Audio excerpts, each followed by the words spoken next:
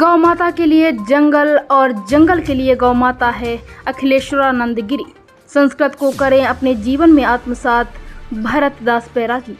खबर मध्य प्रदेश के बैतूल से है, जहां आज गौ ग्राम संस्कृति संरक्षण समिति द्वारा आयोजित बोरीवाले बाबा की तपस्थली माधव गौ अनुसंधान केंद्र रानीपुर में पुरुषोत्तम मास में माह भर चलने वाले श्री रामचरितमानस महायज्ञ के शुभारंभ व कलश यात्रा में कैबिनेट मंत्री, गौ संवर्धन बोर्ड, पूज्य संत अखिलेश्वरानंद गिरी महाराज तथा संस्कृत विभाग के कैबिनेट मंत्री भरतदास बैरागी शामिल हुए। कलश यात्रा में जिले के विभिन्न गांव में माताएं बहनों सहित श्रद्धालुगण उपस्थित रहे। कार्यक्रम में संत पूजन के साथ शिव पूजन एवं अभिषेक किया गया। कार्यक्रम को संबोधित करते हुए भरतदास बैरागी ने माधव गौशाला रानीपुर में संस्कृत विद्यालय गुरुकुल प्रारंभ करने की घोषणा करते हुए संस्कृत के महत्व को प्रतिपादित किया है। उन्होंने कहा कि संस्कृत का तात्पर्य विज्ञान से है। संस्कृत में ही हमारे सभी ग्रंथ भी लिखे हुए हैं, इसलिए संस्कृत को हमें अपने जीवन में आत्मसात करना चाहिए। साथ ही गौ संवर्धन बोर्ड के अध्यक्ष अखिलेश्वरानंद गिरी ने गौ माता के लिए वन और वन के लिए गौ माता, इस आधार पर बोरीवाले बाबा की तपस्थली वन के समीपस्थ होने से गौशाला के लिए अनुकूल है। शासन के स्तर पर हम पूर्णतः आश्वासन देते हैं कि गौशाला के पंजीयन हेतु सभी स्तर पर वे प्रयास करेंगे, ऐसा आश्वासन दिया। आपको बता दें कि श्री रामचरितमानस महायज्ञ का आज शुभारंभ हुआ, जिसमें प्रमुख आचार्य हरि शुक्ला, किशोर तिवारी, भूपेंद्र बिलगया, देवेंद्र मिश्रा के सानिध्य में संपन्न होगा।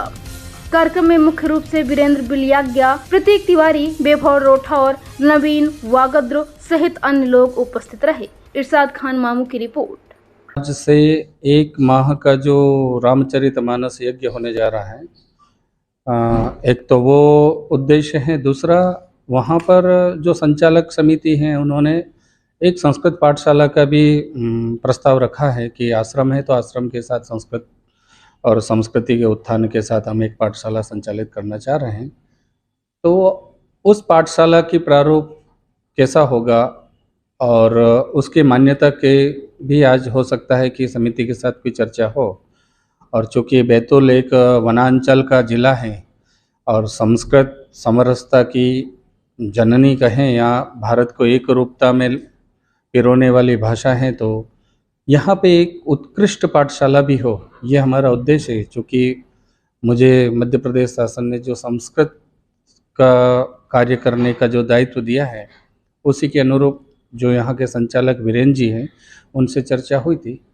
तो समाज में समरसता, समृद्धि और एक रूपता आए, इसके लिए और संस्कृत संस्थान ने तो इसी प्रकार का आधुनिक शिक्षा के साथ परंपरागत शिक्षा को भी महत्व दे रहे हैं।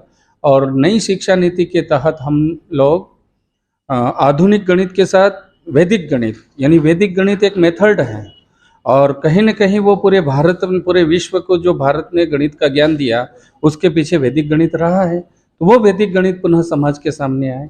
और जिस विज्ञान की बात हम आज बात करते हैं कि पाश्चात्य विज्ञान या आधुनिक विज्ञान, हमारे यहाँ हजारों साल से उसकी पहले से ही पूरा आपको प्रत्यक्ष प्रमाण मिलेंगे।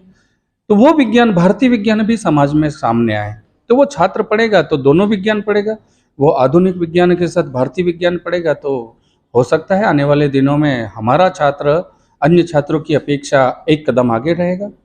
तो भारतीय जितना भी साहित्य या संस्कृत में, वो तो विज्ञान है और हमारे मनीषियों ने विज्ञान को धर्म के साथ, दैनिक दिनचर्या के साथ जोड़ा था, इसलिए हम उसको धर्म मानते हैं। और धर्म क्या है, देखिए हमारे यहाँ तो धर्म कहा गया है कि मैं अगर भारतीय नागरिक हूँ तो देश के प्रति मेरा धर्म क्या है, मैं पिता हूँ तो पुत्र के प्रति मेरा धर्म क्या है।